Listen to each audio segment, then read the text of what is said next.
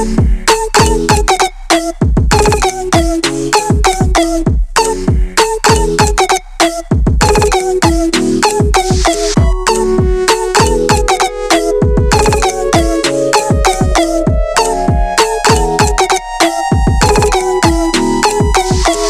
à tous, j'espère que vous allez bien. Bienvenue encore une fois à un nouvel épisode de Purpose Talk. La parole que je veux partager avec toi se trouve dans le livre de Jean, le chapitre 4, à partir du verset 1 jusqu'au verset 28 ou même jusqu'à la fin du chapitre. Moi aujourd'hui, au travers de ce passage de la Bible, au travers de cette histoire de la Bible, je veux vraiment attirer ton attention sur ta mission de faire de toutes les nations des disciples. Où en es-tu avec cette mission? L'exhortation que je veux te partager s'intitule « Laisse ta cruche ». On voit bien ici que après que cette dame-là ait eu sa rencontre avec Jésus-Christ, après qu'elle ait eu une révélation personnelle de Jésus-Christ, où Jésus lui a parlé de son histoire, lui a révélé certaines choses sur son identité, et etc., elle est allée voir d'autres personnes pour les envoyer vers Christ. Et la Bible dit au verset 28, ça c'est le verset vraiment de base. Alors la femme, ayant laissé sa cruche, s'en alla dans la ville et dit aux gens, etc. Donc elle a laissé sa cruche derrière elle et elle est allée voir les gens de la ville pour leur parler de sa rencontre avec Jésus. Si on veut adapter cette situation à nous, chrétiens, donc aujourd'hui aux personnes, aux hommes de ce siècle, on peut dire que notre cruche, c'est quoi? Notre cruche, c'est par exemple notre travail, l'ensemble de nos passions, nos désirs en fait, d'avoir le matériel, etc. Donc peut-être notre amour même pour l'argent, peut-être notre cruche, c'est notre famille. C'est vraiment des choses qu'on aime, des choses auxquelles on est vraiment attaché. Ça peut être la nourriture, nos relations, notre cruche, ça peut être notre partenaire, notre cruche, vraiment ça peut être vraiment l'ensemble de tout ce qu'on aime.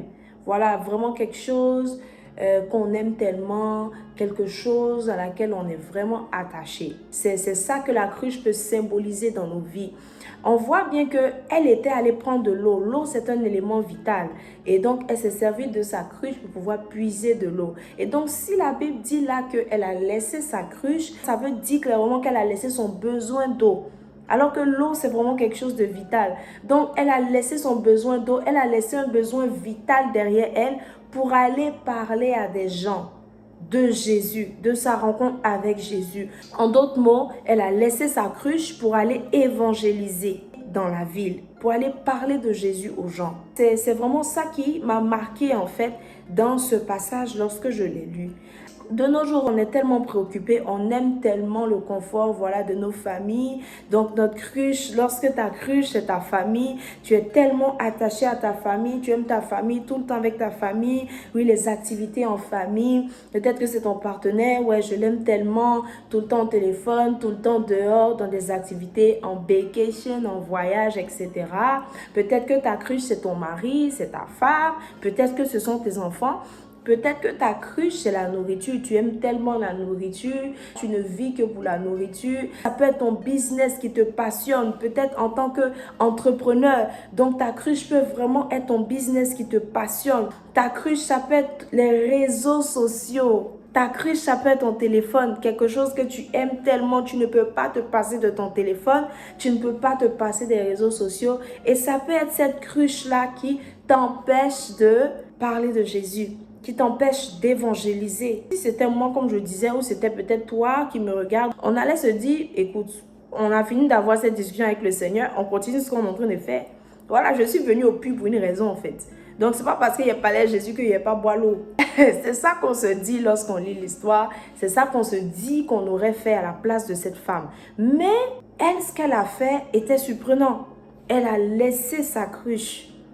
La Bible ne dit pas après si elle est revenue prendre sa cruche. Même si elle était revenue prendre sa cruche, ça me rappelle un verset de la Bible. Donc, Matthieu 6,33 qui dit « Cherchez premièrement le royaume des cieux et sa justice. Et toutes ces choses vous seront données par-dessus. » Donc, c'est comme si, même si elle était revenue après prendre sa cruche, elle s'était focalisée d'abord sur ce que le Seigneur attendait d'elle. Elle s'était d'abord focalisée sur le royaume des cieux. Elle s'était d'abord focalisée sur prêcher la parole, évangéliser. et après revenir à son business, et après revenir à sa famille, revenir à son partenaire, revenir à sa cruche. Alors moi, je veux t'encourager aujourd'hui. Moi, je veux te parler à toi, chrétien, aujourd'hui. Est-ce que tu as laissé ta cruche ou tu es attaché à ta cruche? Imaginez un peu si elle finissait sa discussion, elle prenait sa cruche et rentrait chez elle. Beaucoup de personnes n'allaient pas voir Jésus, n'allaient pas être impactées, n'allaient pas avoir ce moment-là avec le Christ. Mais c'est parce qu'elle a pris la décision de laisser sa cruche et de partir. Vous savez, il y a beaucoup de vies, il y a beaucoup de destinées qui sont rattachées à vos vies aussi. Donc, je veux utiliser cette lucarne-là aussi pour te parler de ça parce que c'est quelque chose qu'on ignore. Ou c'est des choses qu'on sait mais on banalise. Il y a beaucoup de personnes, c'est par toi ton expérience, c'est par toi ton témoignage, ce que le Seigneur a fait dans ta vie, c'est par toi ta voix. Quand je parle de voix, je ne parle pas forcément de chant. Donc je parle aussi de la voix que tu vas utiliser pour annoncer le message que tu dois annoncer. Donc je parle aussi de cette voix-là. Donc c'est par ta voix, c'est par toi, c'est par ton canal que beaucoup de personnes doivent rencontrer le Seigneur Jésus. C'est par ton canal que beaucoup de vies doivent être touchées, beaucoup de vies doivent être changées, beaucoup de vies doivent être transformées. Alors, il est temps pour toi de laisser ta cruche. Cette chose à laquelle tu es tellement attaché, qui t'empêche de pouvoir évangéliser. C'est-à-dire que dès que tu finis peut-être le travail ou l'école, tu cours pour aller vers cette chose-là. Tu n'as le temps pour rien d'autre que juste pour le travail ou l'école et ça. C'est ta passion. Tu aimes tellement ce gars-là que tu finis l'école, même à l'école, tu parles avec lui.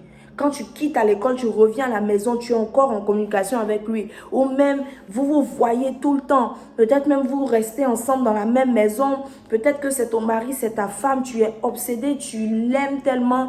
Et c'est-à-dire que c'est cet amour pour cette personne-là qui remplace en fait l'amour que tu dois avoir pour les âmes, pour la mission, pour l'évangélisation. Aujourd'hui, je suis venue te demander de laisser ta cruche. Oui, tu es tellement attaché à ta famille. Pour nous, comme ça, qui aimons tellement notre espace. Moi, j'aime tellement mon espace. Et je me dis, je préfère rester dans le confort de ma maison, à peut-être cuisiner de bons petits plats, rester au chaud dans mon canapé, regarder des films et tout. Et puis, rester tranquillement chez moi. Mais en même temps, ça, c'est ma cruche.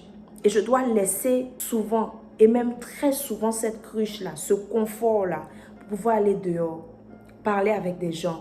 Je ne suis pas sociable tellement que ça. Voilà, donc parler nécessairement tout le temps aux gens dehors et tout, approcher des gens dans des foules et tout. Je ne suis pas tout le temps comme ça. Je ne suis pas forcément une personne extravertie, mais ça, c'est ma cruche. Cette personnalité calme et tout, qui me donne du confort, voilà, je reste dans ma bulle et tout, c'est ma cruche. Mais je dois laisser cette cruche-là pour pouvoir aller parler de Jésus. Alors aujourd'hui, moi, je veux te demander, quelle est cette nécessité-là, cette passion-là, cette chose-là que tu aimes tellement, qui représente ta cruche et que tu dois toi-même, en écoutant ce message-là, laisser à côté, abandonner un temps soit peu pour faire ce que le Seigneur te demande, pour aller parler de Jésus, pour aller toucher des vies, pour aller annoncer. Réfléchis à ça. Et tu vas prier aussi par rapport à ça. Alors là, ne comprenez pas mon message autrement. Voilà, en disant que mais quand on est marié et tout ça, on ne peut pas mettre, donc laisser sa cruche, ça va vouloir dire abandonner son foyer. Moi, je ne suis pas mariée, donc écoutez, je ne vais pas rentrer dans ce débat-là. Mais après, je me dis que même quand on rentre dans un autre statut matrimonial, on a quand même le temps de faire ce que Dieu veut qu'on fasse. J'ai jamais entendu dire que quand on se marie, on n'évangélise plus. Ça, j'ai jamais entendu parler de ça. Donc, moi, je sais que on évangélise tout le temps, à tout moment, quel que soit notre statut, quelle que soit notre position, quel que soit ce qu'on est, ce qu'on n'est pas, on évangélise. Donc, je ne suis pas en train de dire d'abandonner ou de négliger les gens, négliger vos familles, négliger vos amis. Je ne suis pas en train de dire ça. Mais ce que je suis en train de dire est clair. Voilà. Et j'ai même utilisé l'hypothèse de cette femme qui revenait peut-être après, chose que la Bible n'a pas mentionnée, revenir après, prendre sa cruche.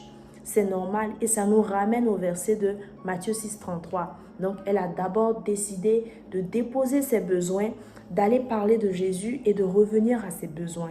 Donc, c'est clairement ce que moi je suis en train d'exprimer ici, voilà, par cette petite exhortation. Amen. Alors, pour ce qui concerne la prière, tu peux déjà commencer. Mais demain, samedi 19 octobre, nous avons un live.